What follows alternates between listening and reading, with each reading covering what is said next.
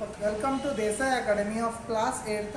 Today we are performing an activity called as a ignition temperature. So ನೋಡಿ ಇಲ್ಲೊಂದು ನಮ್ಮ paper ಏನೋ ಕೋನ್ಸ್ಗಳು ತೊಗೊಂಡಿದ್ದೇವೆ. So ಕೋನ್ಸ್ಗಳು ತೊಗೊಂಡಾಗ ನೋಡಿ ಹಾಗಿದು ಈಸಿಲಿ ಬರ್ನ್ ಆಗ್ತಾ ಅಂತ ನೋಡೋಣ. ಸೊ ಅದು ಪೇಪರ್ ಇದ್ದಾಗ ಹಿಡಿದಾಗ ಈಸಿಲಿ ಬರ್ನ್ ಆಗ್ತಾ ನೋಡೋಣ.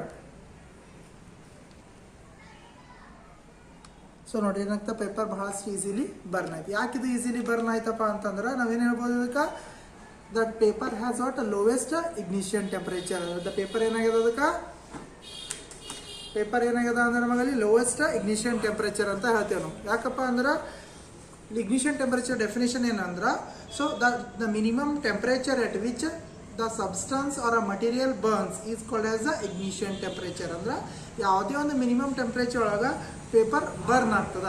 ಆ ಪೇಪರ್ದು ಟೆಂಪರೇಚರ್ ರೀಚ್ ಆಯಿತು, ಆ ಸಬ್ಸ್ಟನ್ಸ್ ಟೆಂಪರೇಚರ್ ರೀಚ್ ಆಯ್ತು ಅಂದ್ರೆ ಏನಾಗ್ತದೆ ಈ ರೀತಿಯಾಗಿ ಪೇಪರ್ ಕಂಪ್ಲೀಟ್ಲಿ ಏನಾಗ್ತದ